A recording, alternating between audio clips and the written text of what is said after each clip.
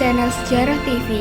Sebelum memulai podcast, mari dukung channel ini dengan cara subscribe, like, dan share video ini. Tema podcast pada hari ini, saya akan membahas mengenai sejarah Irak. Irak merupakan tempat kelahiran peradaban umat manusia pertama, yakni peradaban Sumeria. Kemudian diikuti dengan peradaban Akkadia, Babilonia, dan Asyur, yang pengaruhnya meluas ke daerah-daerah tetangganya sejak sekitar tahun 5000 sebelum Masehi. Peradaban-peradaban ini menghasilkan tulisan tertua dan sebagian dari ilmu pengetahuan, matematika, hukum, dan filsafat yang pertama di dunia, hingga menjadikan wilayah ini sebagai pusat peradaban manusia. Peradaban Mesopotamia kuno mendominasi peradaban-peradaban lainnya pada zamannya. Namun demikian, pada perjalanannya, serangkaian konflik mencabi Irak. Bahkan hingga sekarang, Irak masih terjebak dalam rentetan konflik berdarah yang tak kunjung usai. Apa saja konflik-konflik yang terjadi di Irak? Pertama, Perang Iran dan Irak. Pada awal dekade 1980-an, perang mengguncang kawasan Teluk, memantik perhatian seluruh dunia, sekaligus berdampak panjang.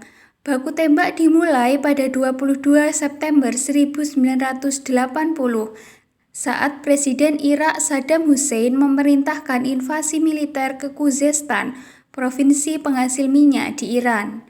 Serbuan itu mengawali salah satu pertempuran paling berdarah dan merusak setelah Perang Dunia II.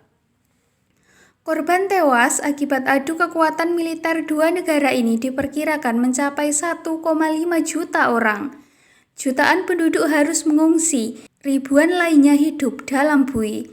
Perang ini diperkirakan menghabiskan biaya hingga 300 miliar dolar Amerika Serikat. Mayoritas pengamat internasional bersepakat bahwa perang dipicu oleh invasi militer Irak. Namun, rezim Saddam mengklaim sebaliknya. Konflik dipicu aksi pasukan Iran menembaki kota-kota dan pedesaan di sepanjang wilayah tengah perbatasan kedua negara. Dalam buku The Iran-Iraq War: A Military and Strategic History oleh Williamson Murray dan Kevin Woods, perang Iran-Irak tidak terlepas dari perubahan besar di Timur Tengah. Saddam bersama Partai Ba'ath berhasil memaksa Presiden Ahmed Hassan al-Bakr mundur. Bangkitnya kekuasaan yang direstui para mullah Syiah menyebabkan sejumlah negara di Timur Tengah menyetel alarm waspada, terutama rezim Ba'ath di Irak yang memiliki proyek politik internasional yang cukup besar. Saddam maupun Khomeini memiliki ambisi yang jauh lebih luas dari batas negara mereka. Maka, dua negara ini akhirnya saling berebut dominasi. Saddam dan pendukungnya di Partai Ba'ath meyakini keputusan menyerbu Iran adalah langkah awal untuk merebut kepemimpinan di dunia Arab.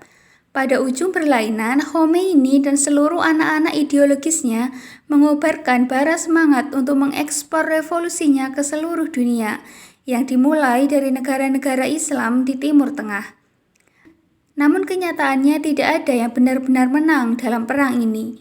Yang tak terbantahkan adalah besarnya jumlah korban tewas dan banyaknya warga sipil yang sengsara.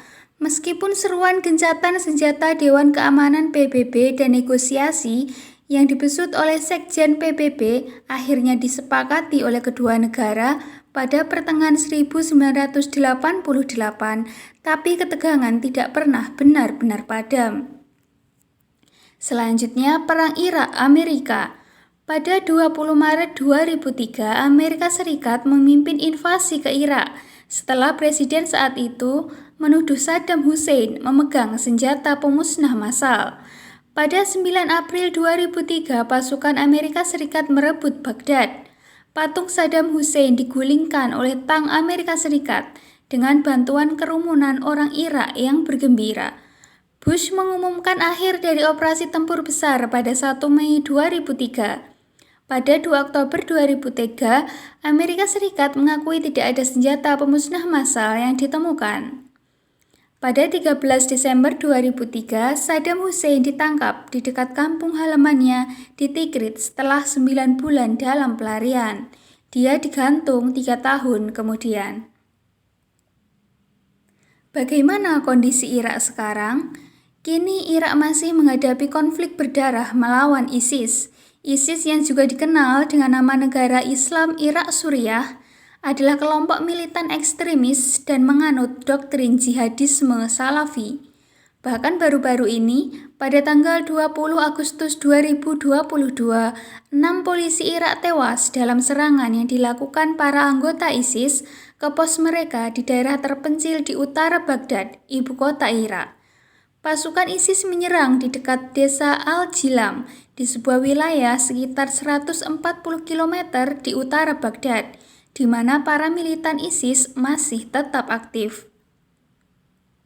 Maka dari itu, dapat disimpulkan bahwa Irak memiliki sejarah panjang sebagai tempat kelahiran peradaban umat manusia, namun kini terjebak dalam konflik tak berkesudahan. Demikian penjelasan mengenai sejarah Irak. Apabila ada pertanyaan, dapat ditanyakan di kolom komentar. Jangan lupa untuk terus dukung channel ini dengan cara like, subscribe, dan share video ini. Terima kasih.